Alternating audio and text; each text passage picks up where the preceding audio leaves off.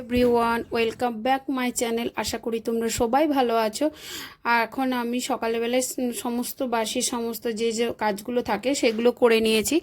আর স্নান করে আমি এখন এসেছি নিজের একটু যত্ন নিতে। এটা আমাদের সবার মানে যত হাউসওয়াইফ বা যত মহিলা আছে আমাদের সবার কিন্তু একটা প্রবলেম থাকে, দেখবে সংসারে বা ছেলে মেয়ে স্বামী ঘরে বাড়ির যে যত সব ফ্যামিলি মেম্বার থাকে তাদের সমস্ত দেখাশুনো করতে গিয়ে না আমরা কোথাও না কোথাও নিজেদের প্রতি যত্নটা হারিয়ে ফেলি। আর সেটা কিন্তু একদম ঠিক না। আমাদের নিজেদের শরীরের প্রতি যত্ন, নিজেদের চেহারার যত্ন সমস্তটাই বা নিজের মনটাও ভালো রাখার আমাদের সবার আগে দরকার। কারণ আমরা ভালো থাকলে আমরা আমার ফ্যামিলিকে ভালো রাখতে পারবো। তাই আমাদের উচিত সবার কিন্তু একটু একটু করে নিজের যত্ন যেটুকু পারবো, যেটুকু কেয়ার নেওয়া যায় সেটুকু নেওয়া উচিত। তাই আমিও স্নান করে একটু সিরাম মেখে নিয়েছি, আর ময়শ্চারাইজার নিয়েছি, আর একটু সানস্ক্রিন নিয়েছি। কারণ এগুলো আমাদের রেগুলার বেসিস একটু নেওয়া উচিত, স্কিন কেয়ার একটু অন্তত করে রাখা উচিত। যদিও আমার স্কিন কিন্তু খুব খারাপ, একটু অযত্ন করলে মানে স্কিনটা খারাপ হয়ে যায়, ওই জন্য আমাকে তো যত্নে রাখতেই হয়। তো স্নান টান করে আমি এখন মানে রান্নায় বসবো। সবজিগুলো স্নানের আগেই সমস্ত কেটে রেখে দিয়েছিলাম। তো চলো এখন রান্না করে নিই, চটপট রান্নাটা করে নিই। কারণ আজকে খুব তাড়া ছিল। এই যে দুটো মাছ ছিল 2 পিস, এই দুটোই বানাবো। কারণ আমাদের তো ওই দুটো মেম্বার আর ছেলে তো খায় না, তাই ওই 2 পিসই পড়েছিল, ওটাই করে নেবো। আর এইটা বানাচ্ছি এখন আমি ওই লাউয়ের যে গায়ের ছালটা থাকে, ওই ছালটা, ওইটা আমার আর আমার হাজব্যান্ডের কিন্তু খুব প্রিয় একটা খাবার। তোমরাও কে কে খাবারটা পছন্দ করো অবশ্যই জানিও। এর ওপরে যদি একটু আমি সর্ষে দিয়েছি বা একটু পোস্তও যদি গোটা দেওয়া যায় তাহলেও কিন্তু খেতে খুব ভালো লাগে।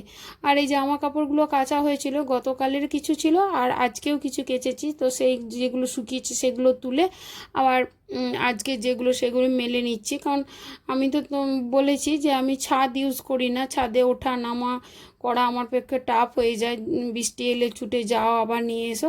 তাই আমি কিন্তু এই বেলকুনির মধ্যে সমস্ত জামা কাপড় মেলে দিই। আজকে স্ট্যান্ডটাও ইউজ করতে হয়েছে কারণ প্রচুর জামা কাপড় রয়ে গেছিলো, তাই স্ট্যান্ডের মধ্যেও কিছু কিছু জামা কাপড় মেলে দিলাম।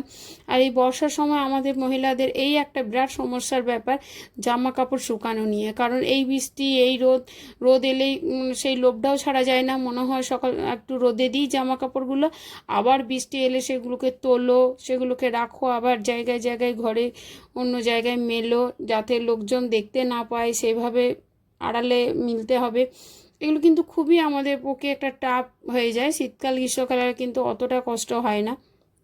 আর আমি এখন ওই লাউটা হয়ে গেছে, তাই আমি এখন বানাচ্ছি ছেলের জন্য একটু ভেন্ডি। কারণ ও ওই লাউয়ের চিলকাটাও খাবে না, আর ওর প্রায় ভেন্ডি ডাল এসবগুলোই খায়, ও সব কিছুও খেতে চায় না। এটা মানে ছোট থেকে ওর একটা স্বভাব হয়ে গেছে, কিছু খেতে চায় না ভালো করে। এবার ও যেহেতু ভালোবাসে না, আমাকে তো বানিয়ে দিতেই হয়, আমরা মা আমরা তো পারি না, তাই না? মনে হয় যে না বানিয়েই দিই। তো ওর জন্য বানাচ্ছিলাম একটু ওই ভেন্ডি ভাজা। আর আমি ডালটা এখন প্রেসারে দিয়ে দেবো।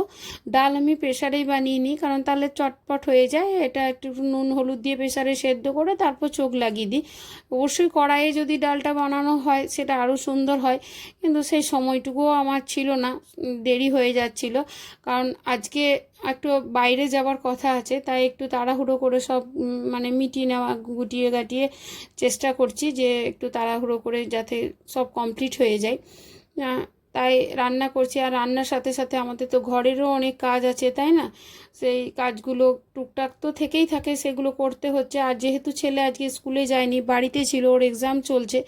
আর বাড়িতে থাকলে প্রচণ্ড জ্বালাতন করে, তখনই ও একটা কিছু দেখলো সেটা তোমাকে ডেকে দেখাবে, আবার কিছু একটা মানে ভালো লাগছে না সেটা বলবে, কিছু পড়া ওর মাথায় ঢুকছে না সেটাও একটু ও মনের মানে ফার্স্ট্রেশনটা আমার সাথে দূর করবে। এই সমস্ত যেহেতু একটু বড় হয়েছে, ওর সেই সময়গুলো আমাকে দিতে হয়। কারণ আমরা যদি সময় না দেবো তখন তো ওদের বাইরের মানুষ দরকার। আর আমার মনে হয় বাইরের মানুষ থেকে আমরা যদি সাথ দিই সেটা আরও ভালো হয়। তাই আমি কিন্তু সমস্ত কাজ ফেলেও ওর সাথটা দিয়ে ওকে বুঝাই বা ওর প্রবলেমটা শোনার চেষ্টা করি। আবার কখনো কখনো বলি তুমি যাও একটু নিচে নামো বা বন্ধু বান্ধবের সঙ্গে একটু কথা বলো, একটু ফ্রি হও, তাহলেই তুমি ঠিক হয়ে যাবে, মা ব্রেনটা ভালো লাগবে। কারণ এখনকার বাচ্চারা বড় হয়ে গেছে, ওদের অ্যাম্বিশনটা কিন্তু প্রচুর হাই। আমরা কিন্তু তখন ছোট ছিলাম, আমরা যখন 11-12-এ পড়েছি আমরা লাইফে কিছু জানতামই না, মানে জাস্ট পড়তে হবে, কিছু একটা করতে হবে, এই ধারণাটা অতটাও ছিল না। আমার বাবা বরাবর আমার মানে চেষ্টা ছিল যে আমাকে একটু নার্সিং ট্রেনিং দিয়ে ভালো একটা কোনো কিছুতে জব করানোর, কিন্তু সেটা সম্ভব হয়নি, কারণ আমার মায়ের একটাই চেষ্টা ছিল যে কোনো রকম তাড়াহুড়ো করে বিয়েটা ভালো করে দিয়ে দিয়ে একটা ভালো ছেলের সাথে তারপর যা করবি। তো এই বলে আর সে হারে মানে সেই মানে সুযোগটা হয়নি।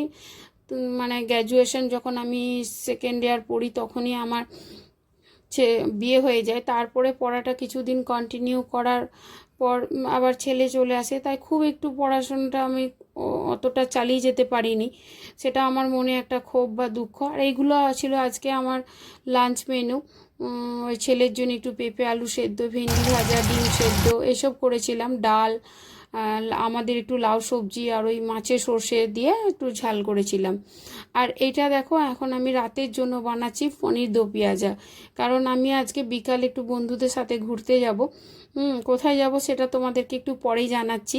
তো সেই জন্য আমি রাতেরটা করে রেখে দিচ্ছি, কারণ রাতেরটা করে রেখে দিলে দেখবে অনেকটা সুবিধা হয়ে যায়। রাতের খাবারটা যদি আমি বানিয়ে যেতে পারি, বিশেষ করে সবজিটা, রুটিটা তাও এসে বানিয়ে নিলেও হয়, তাহলে অতটা চাপ থাকে না, একটু ফ্রিভাবে ঘুরে টুরে তারপর হয়। তো আমি এটাতে দিয়েছি প্রথমে তেল, তারপরে দিয়েছি একটু কস্তুরি মেথি, তারপর একটু গোটা জিরে আর আদা রসুন, আদা দিইনি, রসুন আর পেঁয়াজ আর টমেটোর পেস্ট দিয়েছি। ওটাতে একটু নুন হলুদ আর একটু পনির মশলা দিয়ে ভালো করে নাড়িয়ে নিচ্ছি।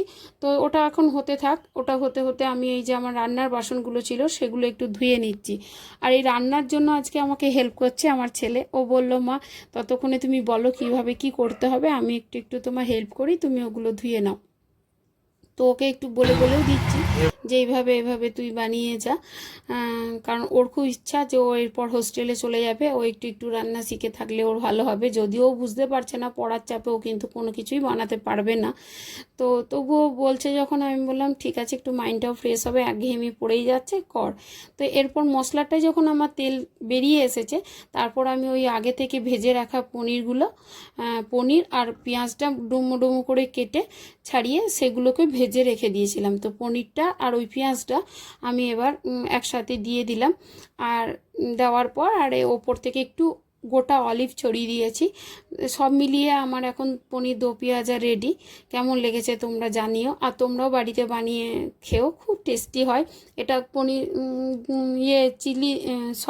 চিকেন দো পেঁয়াজাও হয়, আর আমি এটা পনির বানিয়েছি। তো আর রুটিটাও জানো তো আমি বানিয়ে নিলাম, কারণ এসে অনেকটা দেরি হয়ে যাবে বলে সন্ধেবেলায় বেরোবো। আর সন্ধেবাতি দিয়ে আমি এখন কমপ্লিট রেডি হয়ে গেছি বেরোবার জন্য। আজকে যেহেতু আমরা বাইরে যাব, তাই সবাই মিলে আজকে ঠিক করেছিলাম যে আজকে শাড়ি পরবো। শাড়িতে অতটা পরা হয় না, তো মন্দিরে যাচ্ছি বলে আমরা সবাই মিলে শাড়ি পরেছিলাম। আর এই যে আমরা 4 বন্ধু মিলে এখন এসেছি ইস্কনে। এটা গড়িয়া মঠ ছিল, প্রথমে গড়িয়া মঠে গেছিলাম, তারপরে ইস্কনে গেছিলাম। তো এখানে মোটামুটি সব হয়ে গেছিলো, আমরা একটু আরতি দেখে প্রসাদ খেয়ে তারপরে এলাম। আর এখানে চলছে এখন ফটো সেশন, সবাই একে অপরের সাথে ফটো তুলছে, আর আমি একটু তোমাদের জন্য ভিডিও করে নিলাম। তো দিদিরা সবাই একে অপরের সাথে আমরা সবাই মিলেই ফটো তুলে নিয়েছিলাম। এখন চলে এসেছি ইস্কনে আমরা বন্ধুরা প্রায় মানে মাঝে মধ্যেই চলে যাই। আমার তো খুব একটু ভালো লাগার জায়গা হলো এই ইস্কন। মানে যে কোনো রাধা গোবিন্দের মন্দির যদি বলো, আমার কাছে খুব খুব একটা প্রিয় জায়গা। আর আমার ছেলের কাছে, আমার ছেলে গোবিন্দকে এতটাই পছন্দ করে যে আমরা প্রতি বছর শীতে পুরী চলে যাই।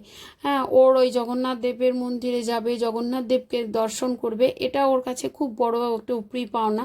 আর এখানে এসে মনে হয় জীবনে কি পেলাম না, কি অপূর্ণ রইল, এইসব দুঃখগুলো দেখবে আর থাকে না। তখন মনে হয় ঠিক আছে, ঠাকুর যেদিকে নিয়ে যাবে আমি সেই দিকে যাব। আর উনি যেদিকেই নিয়ে যাবেন, যাই দেবেন, যেটুকু দেবেন আমাকে, তার বাইরে না আমাকে কেউ দিতে পারবে না, তার কমও আমাকে না দিতে পারবে। যেটা উনি দেবেন সেটা আমার আসবেই। আর যেটা উনি দেবেন না সেটা আমাকে পৃথিবীর কেউ দিতে পারবে না, বা আমিও হাজার চেষ্টা করলে পাবো না। এটা মনে রাখলে কি হবে, আমরা যেমন না পাওয়া দুঃখগুলো ভুলে যাব, আবার আমরা যখন বেশি পেয়েও যাব আমাদের মধ্যে অহংকারও কাজ হবে না, এটাই মনে হবে যে সবটাই উনার দান। এই জিনিসটা যদি আমরা সবাই মনে রাখতে পারি তো আমরা আশা করি সবাই ভালো থাকবো। তো আমার ভিডিওটি যদি তোমাদের সবার ভালো লেগে থাকে তো অবশ্যই কমেন্ট করো, আর লাইক করে দিও, শেয়ার করো, আর অবশ্যই সাবস্ক্রাইব করে দিও। আর সেটা যদি কেউ করে রেখেছো তাহলে তাদেরকে অসংখ্য ধন্যবাদ।